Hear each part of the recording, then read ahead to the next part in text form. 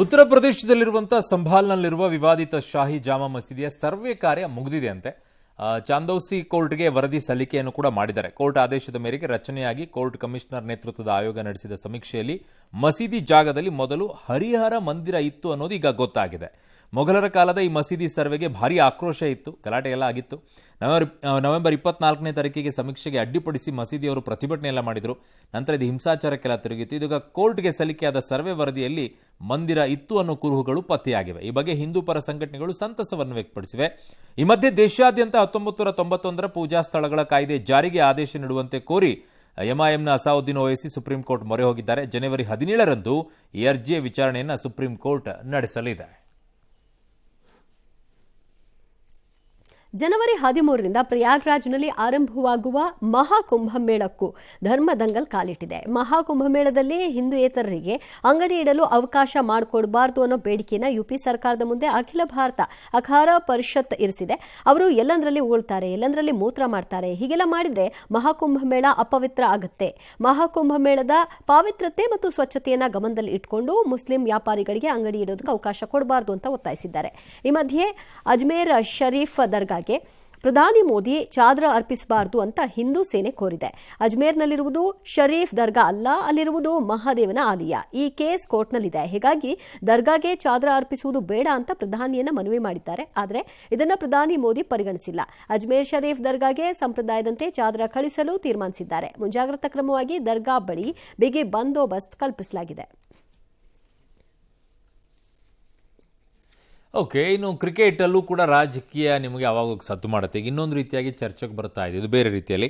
Australia ವಿರುದ್ಧದ test ಸಿರೀಸ್ನಲ್ಲಿ ದಯನೀಯ ವೈಫಲ್ಯ ಕಂಡ ರೋಹಿತ್ ಶರ್ಮಾ ನಾಳೆಯಿಂದ ಆರಂಭಗೊಳ್ಳಲಿರುವ ಸಿಡ್ನಿ ಟೆಸ್ಟ್ನಲ್ಲಿ ಕಾಣಿಸಿಕೊಳ್ಳೋದು ಅನುಮಾನ ಅಂತಿದ್ದಾರೆ. ಇಂದಿನ ಸುದ್ದಿಗೋಷ್ಠಿಯಲ್ಲಿ ಕೋಚ್ ಗಂಭೀರ್ ಜೊತೆಗೆ ಕಾಣಿಸಿಕೊಳ್ಳದಿರುವುದು ಭಾರಿ ಚರ್ಚೆಗೆ ಎಡೆ ಮಾಡಿಕೊಟ್ಟಿದೆ. ಆದರೆ ನಾಳೆಯ ಟೆಸ್ಟ್ನಲ್ಲಿ ರೋಹಿತ್ ಆಡ್ತಾರಾ ಇಲ್ವಾ ಅನ್ನೋ ಬಗ್ಗೆ ಗಂಭೀರ್ ಸ್ಪಷ್ಟವಾಗಿ ಏನನ್ನೂ ಕೂಡ ಹೇಳಿಲ್ಲ. ಪಿಚ್ ಸ್ಥಿತಿಗತಿ ಅರಿತು ಪ್ಲೇಯಿಂಗ್ 11 ಪ್ರಕಟಿಸ್ತೀವಿ ಅಂತ ಗಂಭೀರ್ ಹೇಳಿದ್ದಾರೆ.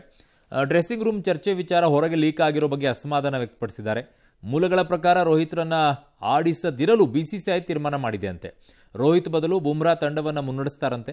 ಪಂತ್ ಸ್ಥಾನದಲ್ಲಿ ಧ್ರುವ ಜುರೇಲ್ ಮತ್ತು ಆಕಾಶ್ ದೀಪ್ ಸ್ಥಾನದಲ್ಲಿ ಪ್ರಸಿದ್ಧ ಕೃಷ್ಣ, ರೋಹಿತ್ ಸ್ಥಾನದಲ್ಲಿ ಶುಭಮ್ ಗಿಲ್ ಆಡಿಸುವ ಸಂಭವ ಇದೆ ಅಂತಿದ್ದಾರೆ. ಇನ್ನು ಆಸೀಸ್ ಸರಣಿ ಬಳಿಕ ರೋಹಿತ್ ನಿವೃತ್ತಿ ಖಚಿತ ಆಗಿದೆ, ಮತ್ತೆ ಕೊಹ್ಲಿಗೆ ಪಟ್ಟ ಕಟ್ಟಬಹುದು ಅಂತಿದ್ದಾರೆ. ಈ ಮಧ್ಯೆ ಕ್ರಿಕೆಟ್ ಪಾಲಿಟಿಕ್ಸ್ ಬಗ್ಗೆ ಚರ್ಚೆ ನಡೆದಿದೆ. ಈಗ ಬ್ಯಾಟ್ ಹಿಡಿಯೋಕೆ ಬಾರದವರನ್ನು ಐಸಿಸಿ ಅಧ್ಯಕ್ಷ ಮಾಡಲಾಗಿದೆ ಅಂತ ಸಚಿವ ಪ್ರಿಯಾಂಕ ಖರ್ಗೆ ಕಿಡಿಕಾರಿದ್ದಾರೆ. ನಿಮಗೆ ಯಾಕೆ ಬೇಕು ಸರ್ ಇವೆಲ್ಲ? ನಾನು ಸೆಲೆಕ್ಟೆಡ್ ಅಲ್ಲ ಅಂತ ಖರ್ಗೆ ಅವರು ಸ್ಪಷ್ಟಪಡಿಸಿದ್ದಾರೆ. ಈ ಮೂಲಕ ಅಮಿತ್ ಶಾ ಪುತ್ರ ಜೈ ಶಾ ವಿರುದ್ಧ ಪ್ರಿಯಾಂಕ ಹರಿಹಾಯ್ದಿದ್ದಾರೆ. ಖರ್ಗೆ ಮಗ ನಾನೇನು ಇಲ್ಲ ಅಂತೀವಿ ಅನ್ನಕ್ಕಾಗ್ತದ? ಬ್ಯಾಟ್ ಹಿಡಿಲಾರ್ದವರಿಗೆ ನೀವು ICC ಚೇರ್ಮನ್ ಮಾಡ್ತೀರಾ? ಏನಿದೆ ರೀ?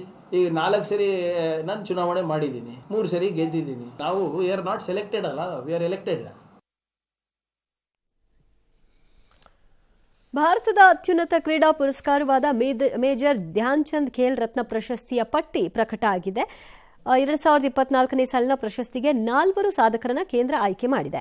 ವಿಶ್ವ ಚೆಸ್ ಚಾಂಪಿಯನ್ ಗುಕೇಶ್, ಒಲಿಂಪಿಕ್ಸ್ನಲ್ಲಿ 2 ಪದಕ ಗೆದ್ದ ಶೂಟರ್ ಮನು ಬಾಕರ್, ಹಾಕಿ ಆಟಗಾರ ಹರ್ಮನ್ ಪ್ರೀತ್ ಸಿಂಗ್ ಮತ್ತು ಪ್ಯಾರಾ ಒಲಿಂಪಿಕ್ನ ಪ್ರವೀಣ್ ಕುಮಾರ್ ಹೆಸರುಗಳನ್ನು ಪ್ರತಿಷ್ಠಿತ ಪ್ರಶಸ್ತಿಗೆ ಪರಿಗಣಿಸಲಾಗಿದೆ. ಜನವರಿ 17ರಂದು ದೆಹಲಿಯಲ್ಲಿ ನಡೆಯುವ ಕಾರ್ಯಕ್ರಮದಲ್ಲಿ ರಾಷ್ಟ್ರಪತಿಗಳು ಪ್ರಶಸ್ತಿ ಪ್ರದಾನ ಮಾಡ್ತಾರೆ. ಈ ಮೊದಲು ಮನು ಬಾಕರ್ ಹೆಸರನ್ನ ಪರಿಗಣಿಸಿಲ್ಲ ಅಂತ ಬಾಕರ್ ತಂದೆ ಆಕ್ರೋಶವನ್ನು ಹೊರಹಾಕಿದ್ರು. ಇತ್ತೀಚೆಗೆ ಅಸ್ತಿತ್ವಕ್ಕೆ ಬಂದ ಮಹಾರಾಷ್ಟ್ರದ ಮಹಾಯುತಿ ಸರ್ಕಾರದಲ್ಲಿ ಬಿಕ್ಕಟ್ಟು ತಲೆದೂರಿದೆಯಂತೆ. ಹೌದಾ? DCM ಅಜಿತ್ ಪವಾರ್ ಮೈತ್ರಿಕೂಟ ತೊರೆದು ಮತ್ತೆ ಶರದ್ ಪವಾರ್ ಜೊತೆಗೆ ಕೈ ಜೋಡಿಸ್ತಾರೆ ಅನ್ನೋ ಸುದ್ದಿ ಹಬ್ಬಿದೆಯಂತೆ. ಇಲ್ಲ ರೀ, ಸುಮ್ಮನೆ ಅವೆಲ್ಲ. 2026 ನಂತರ NDA ಸರ್ಕಾರ ಇರೋದೇ ಡೌಟು ಅಂತ ಉದ್ಧವ್ ಶಿವಸೇನೆ ಸಂಜಯ್ ರಾವತ್ ಭವಿಷ್ಯ ನೋಡಿದ್ರು. ಇಲ್ಲಿ ಕರ್ನಾಟಕದಲ್ಲಿ BJP ಅವರು ಹೇಳಲ್ವಾ, BJP ಅವರು ಆವಾಗ ಸರ್ಕಾರ ಬಿದ್ದೋಗ್ಬಿಡುತ್ತೆ ನೋಡಿ, ಡಿಸೆಂಬರಲ್ಲಿ ಆಗ್ಬಿಡುತ್ತೆ, ಇನ್ನು ದೀಪಾವಳಿಗೆ ಆಗ್ಬಿಡುತ್ತೆ ಅಂತ ಹೇಳ್ಕೊಂಡು ಬಂದಿದ್ರಲ್ಲ, ಹಂಗೆ ಇದು ಕತೆ ಏನೂ ಆಗಲ್ಲ ಅಲ್ಲಿ. ಇದು ಬಿಹಾರ್ CM ನಿತೀಶ್ ಕುಮಾರ್ ಇಂಡಿ ಕೂಟಕ್ಕೆ ಮರಳಲು ಬಯಸಿದರೆ ಬಾಗಿಲು ಸದಾ ತೆರೆದಿರುತ್ತೆ ಅಂತ RJD ವರಿಷ್ಠ ಲಾಲು ಪ್ರಸಾದ್ ಯಾದವ್ ಹೇಳಿದ್ದಾರೆ. ಪಾಪ ಅಧಿಕಾರದಲ್ಲಿ ಚುಟು ಅಂತಿರುತ್ತೆ. ಈ ಕುರಿತ ಪ್ರಶ್ನೆಗೆ CM ನಿತೀಶ್ ಕೈ ಮುಗಿದು ಸುಮ್ಮನೆ ಆಗ್ಬಿಟ್ಟಿದ್ದಾರೆ. ಇನ್ನು ಪಶ್ಚಿಮ ಬಂಗಾಳ ರಾಜ್ಯವನ್ನು ಅಸ್ಥಿರಗೊಳಿಸೋಕೆ ಕೇಂದ್ರ ಭದ್ರತಾ ಪಡೆಗಳು ಬಾಂಗ್ಲಾದೇಶದ ಭಯೋತ್ಪಾದಕರನ್ನ ಒಳನುಸುಳಲು ಅವಕಾಶ ಮಾಡಿಕೊಡ್ತೀವಿ ಅಂತ ಕೇಂದ್ರ ಯೋಜಿತ ಸಂಚು ಅಂತ ಗಂಭೀರ ಆರೋಪ ಮಮತಾ ಬ್ಯಾನರ್ಜಿ ಅವರು.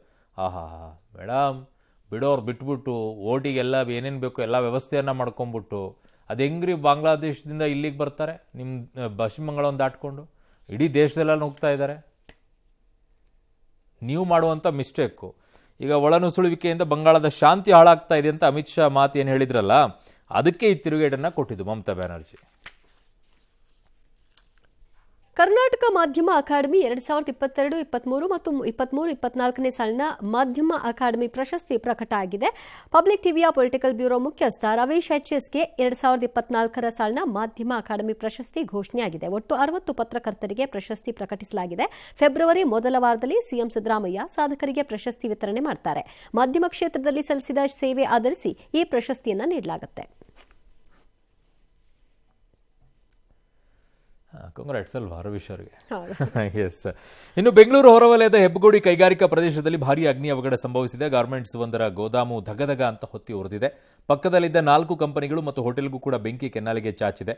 ಆಕಾಶದ ಎತ್ತರಕ್ಕೆ ಹೊಗೆ ಆವರಿಸಿತ್ತು. ಅದೃಷ್ಟವಶಾತ್ ಯಾವುದೇ ಸಾವು ನೋವು ಉಂಟಾಗಿಲ್ಲ.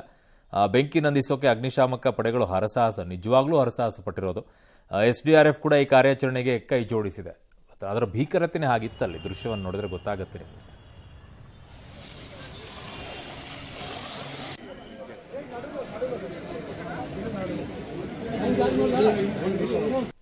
ಮಗಳ ಮೇಲೆ ಲೈಂಗಿಕ ದೌರ್ಜನ್ಯ ಎಸಗಲು ಯತ್ನಿಸಿದಂತಹ ಆರೋಪದ ಮೇಲೆ ವ್ಯಕ್ತಿಯನ್ನ ಪತ್ನಿಯೇ ಕೊಂದ ಘಟನೆ ಚಿಕ್ಕೋಡಿಯ ಉಮರಾಣಿಯಲ್ಲಿ ನಡೆದಿದೆ. ಅಷ್ಟೇ ಅಲ್ಲ, ಕೊಲೆ ಮುಚ್ಚಿ ಹಾಕಲು ಪತಿಯ ಶವವನ್ನ 2 ತುಂಡು ಮಾಡಿ ಬ್ಯಾರಲ್ನಲ್ಲಿ ಹಾಕಿ ಹೊರಗೆ ಸಾಗಿಸಿದ್ರು. ಹತ್ಯೆಗೆ ಬಳಸಿದ್ದ ಕಲ್ಲನ್ನ ತೊಳೆದು ಮಾರಕಾಸ್ತ್ರ, ರಕ್ತ ಸಿಕ್ತ ಬಟ್ಟೆಯನ್ನ ಬಾವಿಗೆ ಎಸೆದಿದ್ರು. ಆದರೆ ಗದ್ದೆಯಲ್ಲಿ ಶವ ಪತ್ತೆಯಾದ ಕಾರಣ ಪೊಲೀಸರು ತನಿಖೆ ನಡೆಸಿದಾಗ ಕೊಲೆ ಕಹಾನಿ ಬಯಲಾಯಿತು. ಆದರೆ ಸಾವಿತ್ರಿ ಆರೋಪಗಳನ್ನ ಶ್ರೀಮಂತ ತಾಯಿ ಅಲಗೆಳೆದಿದ್ದಾರೆ. ಸೊಸೆ ವಿರುದ್ಧವೇ ಗಂಭೀರ ಆಪಾದನೆಯನ್ನ ಮಾಡಿದ್ದಾರೆ.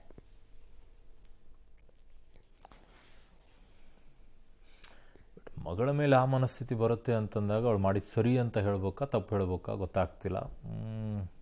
ಕಷ್ಟ ಈ ಥರ ಆದಾಗ. ಯಾವ ತಾಯಿನೂ ಕೂಡ ಅದನ್ನು ಸಹಿಸ್ಕೊಳ್ಳೋದಿಲ್ಲ. ಅಲ್ಲ, ಮಗಳ ಮೇಲೆ ಈ ಥರದ ಕೃತ್ಯ ಕೈ ಹಾಕ್ತಾ ಅಂತಂದ್ರೆ ಆ ತಾಯಿ ಹೇಳ್ದೆ ಎಂಥ ಮಗನ ಎತ್ತಿದ್ದಾರೆ ಅಂತ ಹೇಳ್ಕೋ. ಹೆಂಗಿರಬೇಕು ಆ ಪರಿಸ್ಥಿತಿ ಅಂತ ಹೇಳಿ. ಹೊಸ ವರ್ಷದ ದಿನವೇ ಅಮೆರಿಕಾದಲ್ಲಿ ಸರಣಿ ದಾಳಿಗಳು ನಡೆದಿವೆ. ನ್ಯೂ ಆರ್ಲಿಯನ್ಸ್ನಲ್ಲಿ ಟ್ರಕ್ ದಾಳಿ ನಡೆದಿದೆ. ಲಾಸ್ ವೆಗಾಸ್ನಲ್ಲಿ ಮತ್ತೊಂದು ದಾಳಿ ನಡೆದಿದೆ. ಮುಂದಿನ ಅಧ್ಯಕ್ಷ ಟ್ರಂಪ್ ಹೋಟೆಲ್ ಬಳಿಯೇ ಟೆಸ್ಲಾ ಕಾರ್ ಸ್ಫೋಟಿಸಲಾಗಿದೆ. ಈ 2 ಘಟನೆಗಳಲ್ಲಿ 16 ಮಂದಿ ಸಾವನ್ನಪ್ಪಿ ಹಲವರು ಗಾಯಗೊಂಡಿದ್ದಾರೆ. ಈ ದಾಳಿಗಳನ್ನು ಖಂಡಿಸಿರುವಂಥ ಟ್ರಂಪ್ ಅಮೆರಿಕಾದಲ್ಲಿ ಅಪರಾಧಗಳು ಹೆಚ್ಚುತ್ತಾ ಇವೆ, ವಲಸೆ ಕಾರಣದಿಂದಲೇ ಇವೆಲ್ಲ ಹೆಚ್ಚಾಗಿವೆ ಅಂತ ಆರೋಪಿಸಿದ್ದಾರೆ. ಇನ್ನು 2 ದಾಳಿಗಳಿಗೆ ಒಂದಕ್ಕೊಂದು ಸಂಬಂಧವಿದೆ ಅಂತ ಅನಿಸುತ್ತೆ. ಇದು ಭಯೋತ್ಪಾದಕ ದಾಳಿ ಆಗಿರಬಹುದು ಅಂತ ಎಲಾನ್ ಮಸ್ಕ್ ಶಂಕಿಸಿದ್ದಾರೆ. ಪ್ರಧಾನಿ ಮೋದಿ ಈ ದಾಳಿಯನ್ನು ಖಂಡಿಸಿದ್ದಾರೆ. ಮೃತರಿಗೆ ಸಂತಾಪವನ್ನು ಕೂಡ ಸೂಚಿಸಿದ್ದಾರೆ. ಬಾಂಗ್ಲಾದೇಶದ ಚರಿತ್ರೆಯನ್ನು ಬದಲಿಸುವ ಕೆಲಸವನ್ನು ಹಂಗಾಮಿ ಸರ್ಕಾರ ಆರಂಭ ಮಾಡಿರುವ ಹಾಗೆ ಕಾಣಿಸ್ತಾ ಇದೆ. ಶಾಲಾ ಪಠ್ಯಗಳಲ್ಲಿ ಶೇಖ್ ಮುಜಿಬುರ್ ರೆಹಮಾನ್ ಅವರಿಗೆ ಪ್ರಾಧಾನ್ಯತೆ ತಗ್ಗಿಸಿದೆ. 1971ರ ಬಾಂಗ್ಲಾ ಯುದ್ಧದ ವೇಳೆ ಮೊದಲು ಸ್ವಾತಂತ್ರ್ಯದ ಘೋಷಣೆ ಮಾಡಿದ್ದು ಜಿಯಾವುರ್ ರೆಹಮಾನ್ ಪಠ್ಯದಲ್ಲಿ ಉಲ್ಲೇಖಿಸಲಾಗಿದೆ. ಈ ಮೊದಲು ಮುಜಿಬುರ್ ರೆಹಮಾನ್ ಹೆಸರು ಇತ್ತು. ಯುನಸ್ ಸರ್ಕಾರದ ಕ್ರಮಕ್ಕೆ ಈಗ ವ್ಯಾಪಕ ಆಕ್ರೋಶ. ದೇಶದ್ರೋಹದ ಆರೋಪದ ಮೇಲೆ ಬಾಂಗ್ಲಾದೇಶದ ಜೈಲಿನಲ್ಲಿರುವ ಹಿಂದೂ ಸಂತ ಚಿನ್ಮಯ್ ಕೃಷ್ಣದಾಸ್ಗೆ ರಿಲೀಫ್ ಸಿಕ್ಕಿಲ್ಲ. ಚಿನ್ಮಯ್ ಕೃಷ್ಣದಾಸ್ ಜಾಮೀನು ಅರ್ಜಿಯನ್ನ ಚಿತ್ತಗಾಂಗ್ ಕೋರ್ಟ್ ತಿರಸ್ಕಾರ ಮಾಡಿದೆ. ಮುಂಜಾಗ್ರತಾ ಕ್ರಮವಾಗಿ ಚಿತ್ತಗಾಂಗ್ ಕೋರ್ಟ್ ಬಳಿ ಬಂದೋಬಸ್ತನ್ನ ಮಾಡಿಕೊಂಡಿದ್ರು.